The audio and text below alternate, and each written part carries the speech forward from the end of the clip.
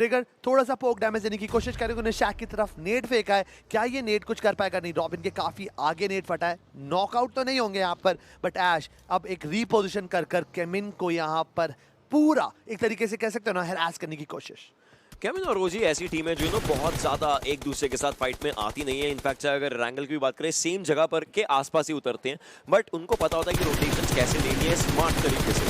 लेकिन अब थोड़ी बहुत फाइट्स के अंदर आए जरूर थे, रेवेनेंट को भी इन्होंने पकड़ने की कोशिश करी है, बट जस्टिन अभी भी अपनी फाइट लेने की कोशिश कर रहे हैं। रॉबिन ने भी थोड़े बहुत शॉट्स डाल दिए। ओजी के खिलाड़ी को पता है कि उनको फंसना नहीं है, हालांकि सर्कल के अंदर ऐश आ चुके हैं, बाकी टीम को भी सर्कल में बुलाना है, कोशिश करी जरूर जा रही है। एकेओपी की एचपी बहुत ज्यादा कम थी, केमिन का एक खिलाड़ी रिवाइवल मिल जरूर जाएगा। बिल्स गॉड के ऊपर भी शॉट्स बरसाए जरूर गए थे, लेकिन अब केमिन को भी जोन को देनी पड़ेगी प्रायोरिटी। 14 सर्कल है, जैसे ही 5वां होगा वो जोन चलने लगेंगे और उनके अराउंड चलेंगी फाइट्स। एग्जैक्टली फाइट चलेंगी, डैमेज बहुत ज़्यादा बढ़ जाएगा। और कल का अगर मुझे जितना मेरा मार याद है, पिकाडो के अंदर फाइनल सर्कल कटा था और टीम जो जीती थी दैट वाज ओजी, और ओजी सिटी के अंदर नहीं खेली थी, वो आउटसाइड सिटी से आई थी और उन्होंने ओपन एरियाज के अंदर स्मोक गाड़ियां लगाकर होल्ड बैक करा and they secured that second. है ना, जितनी भी टीम उस टाइम पे सिटी के अंदर थी, सोल थी वहां पर, गॉडल थी, स्काईलाइट थी, इनसेन थी, सब एक एक करके एलिमिनेट हो गए थे। तो वही एक स्ट्रैट मेरे ख्याल से अभी भी टीम ओरंगुटान गेमिंग एग्जीक्यूट करना चाहती है, बिकॉज वो लॉस यूनिट से दूर है,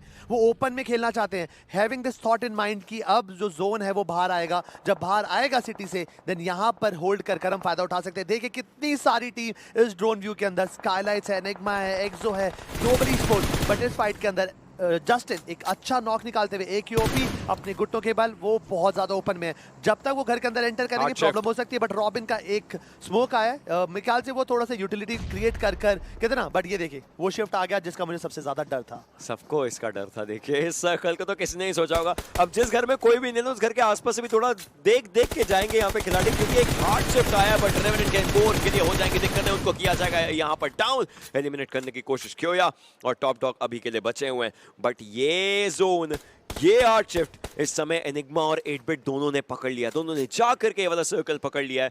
बाकी टीमें जो राइट हैंड साइड पर थी, राइट हैंड साइड मतलब लॉस्ट ल्यूनिस का क्लस्टर, मतलब वहां से निकलना। 12 टीमें अगले 10 सेकंड में जैसे ही सर्कल चलना शुरू गई, 12 टीमों की 8-7 टीमें बचेंगी सिर्फ शायद। एग्जैक्टली अब यहाँ पे एनकोर और पैराडॉक्स, मुझे नहीं लग रहा है कि दोनों टीम टॉप डॉग या क्योया आकर इन दोनों को रिवाइव देने वाले हैं, बिकॉज ये काफी ज्यादा ओपन में, एनकोर को बचाना तो इम्पॉसिबल जॉब बन चुका है अभी। एक्सो के प्ले फटाक से अपनी गाड़ी उठाएंगे, रोटेट करेंगे and they want to focus the centre. Enigma ने ऑलरेडी सेंटर ले लिया, Enigma playing very fast, very instant पे भरोसा काम करते लेते जा रहे, बट यहाँ पे अपोलो भी शॉट करने की कोशिश, इंस्टेंटली नॉकडाउन किया अपने आप को, मतलब ड्रॉप डाउन शॉट जो करते हैं।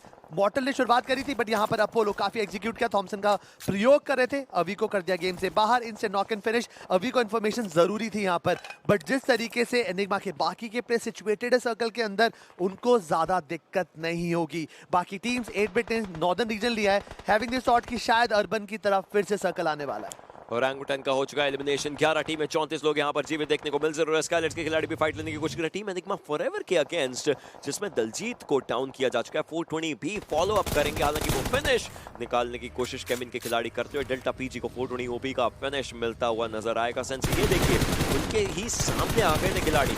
सो ओरंगुटान इस समय वो इंफॉर्मेशनल लॉस के कारण खिलाड़ी एलिमिनेट होते, टीम एलिमिनेट होते हुए नजर आई। टीम एनिग्मा फॉरएवर सर्वाइव करने की उनकी अभी भी कोशिश है, लेकिन सर्कल उनको जीने नहीं देने वाला है। सर्कल या तो वो डैमेज देगा या फिर स्काईलाइट्स के खिलाड़ी, कोशिश तो है स्काईलाइट्स की कि वो जो फिनिश है वो बटोर ले, बट टीम एनिग्मा फॉरएवर उनका होता हुआ एलिमिनेशन प्ले जोन से। अब यहाँ पे टीम एनिग्मा फॉरएवर के लिए भी जरूरी मैच था। यहाँ पे कुछ टीम जो अभी तक एलिमिनेट हो चुकी है उनके लिए बहुत ज्यादा जरूरी मैच था, that was team गॉडल, OG, OR. इनके लिए तो भाई हर एक मौका मतलब सुनहरा मौका है, और specially for GodL. But yes, let's see global esport जो 3 प्लेयरों के साथ बची है, क्या इस गोल्डन अपॉर्चुनिटी को ग्रैब करती है? बिकॉज जो टीम अभी भी ओपन के अंदर है वो सेफ लग रही है मुझे, बिकॉज मैप का ऑलमोस्ट 50% एरिया जो ओपन के अंदर है, वहां पर मुझे एक भी टीम नहीं दिख रही है। जो टीम पहले वहां जाएगी फायदा उठा पाएगी। डेस्टो का दूसरा नॉक थोड़ी देर पहले यहाँ पर पैराडॉक्स ने नॉक किया था, बट यहाँ पर एक जो फाइट हो रही है, ग्लोबल ई-स्पोर्ट के जोकर भी काफी बेहतरीन गेम से दिखाते हैं कंप्लीट, और चलते ओपन के अंदर रोटेशन करने की कोशिश थी एनिग्मा गैलेक्सी की, एक जगह स्मोक कम था,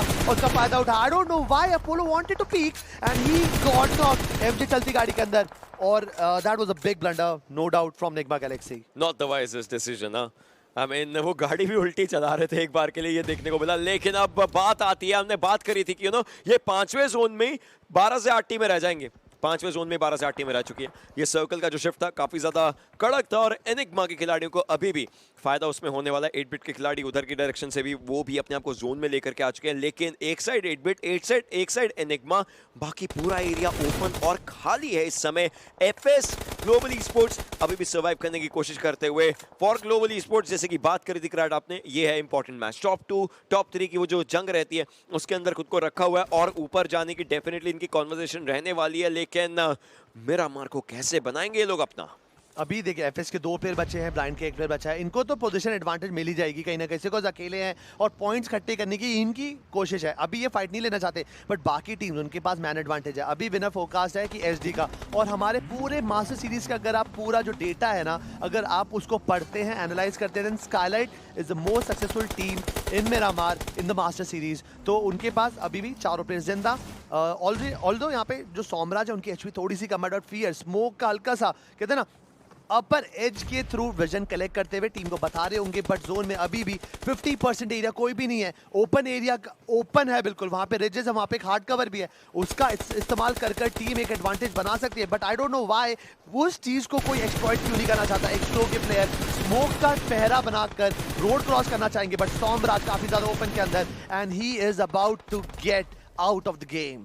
एक्सो के पीएस कोशिश कर रहे हैं, लेकिन आप देखिए कवर के अंदर आ चुके खिलाड़ी। स्काईलाइट के सोमराज को रिवाइवल दिया जरूर जा रहा है, बट एक्सो उनके प्लेयर्स को भी आगे मूव करना भी। अगला सर्कल इधर का ना उधर का किधर का जाएगा, देखने वाली बात होगी। 8-बिट के खिलाड़ी ब्लाइंड के अगेंस्ट अभी फाइट ले रहे थे, लेकिन ब्लाइंड को किया जाएगा eliminate 7th position without any finishes, मतलब 2 मिलेंगे उनको टोटल पॉइंट्स जो कि प्लेसमेंट के रहने वाले हैं। अभी भी रैंडम थोड़े बहुत शॉट्स डाले जाने स्काईलाइट के खिलाड़ियों के द्वारा, और एनिग्मा एफएस के अगेंस्ट लेती हुई फाइट। एफएस का winner forecast percentage is extremely low, next to the impossible, लेकिन ग्रेनेड्स किए जा रहे हैं सेंस से। सरवाइव करने की उनकी तरफ से कोशिश, उनको भी किया जाएगा पार। स्काईलाइट्स करती हुई पार टीम एक्सो को। आई एम वेरी श्योर जिस तरीके से गमला ने स्प्रे करने करा, it was a random fire, but this chicken dinner is not random to you, because आपको मिल सकता है for free hack into the winner list. Swiggy आपको दे रहा है एक मौका फ्री चिकन डिनर पाने का। जरूर जाए, क्यूआर कोड को स्कैन करें एंड अपना चिकन डिनर घर बुलाएं।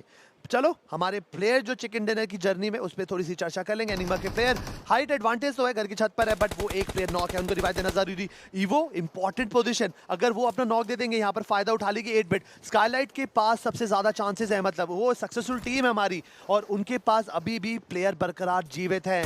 सर्कल अपनी फाइनल करवट लेते हुए, अभी छठा सर्कल, अभी भी 2 से 3 सर्कल और होंगे, फाइनल सर्कल तो नहीं कह सकते यहाँ पे। और ओवरऑल रैंकिंग के अंदर ग्लोबल ई-स्पोर्ट ने गॉडल को मात दे दी और केमिन ने एक अच्छा खासा मेजर चंक कवर कर लिया। एनिग्मा के खिलाड़ी ने ग्लोबल ई-स्पोर्ट को देनी शुरू करी हैं दिक्कतें। एक मोलोटॉव फॉलो अप किया जरूर जाएगा, जोकर को थोड़ा संभल करके रहना पड़ता है। अगर एक ग्रेनेड आगे गया तो बाउंस करके डेफिनेटली दिक्कतें दे सकता है। इनफैक्ट ग्लोबल ई-स्पोर्ट्स के मल्टीपल प्लेयर्स, एक फिनिश एक नॉक उस एक ग्रेनेड से रेक्स के किया जरूर किया, मतलब जोकर बचे आखिरी और उनकी एचपी देखिए बहुत कम।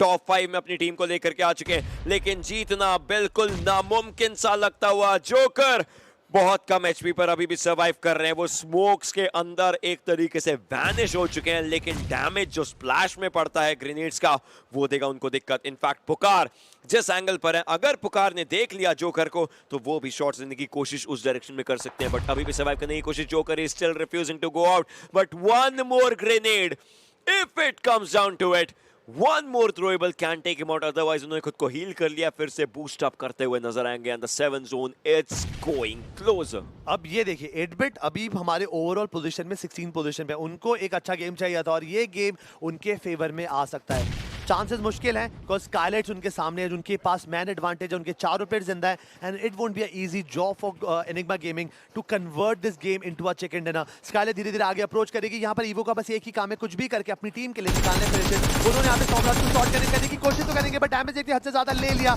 And he is going up, he want to heal up. आखिरी में एडीएस खोला गमला बॉय ने, बट फिनिश करते उससे पहले ईवो प्रोन करेंगे, फर्स्ट एड पॉप करेंगे प्ले जोन के बाहर। FS47 ST गेम से बाहर, यहां पर FS को काम चलाना पड़ेगा #5 और 5 फिनिशेस के साथ। सोमराज को रिवाइव देना हद से ज्यादा जरूरी।